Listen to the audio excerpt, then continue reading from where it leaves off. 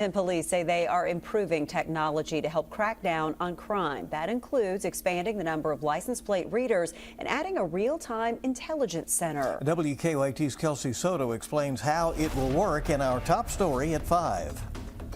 Every day, thousands of calls are made to 911 centers.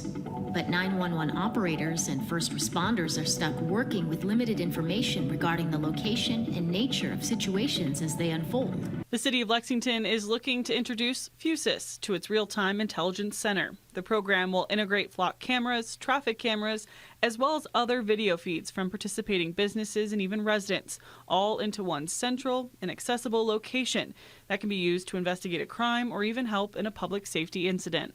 Unless there's a call for service or there's a special event which requires a police presence, we're not going to be looking through the cameras, just looking to see what's going on. More than half of the 75 flock license plate readers have already been deployed and are in use across the city. A transparency website has now been launched so people can see exactly where they're located. Folks in First District are really concerned with privacy. They're really concerned. We know we need policing. We know that.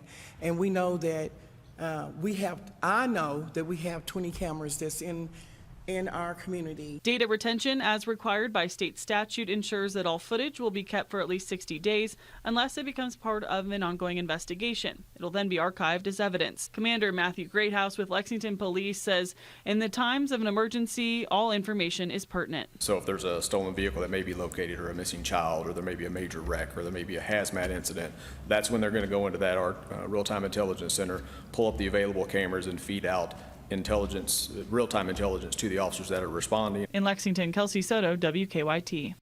And Lexington police say they have held 37 public and community forums on the topic so far, and they have additional ones that are planned in the future.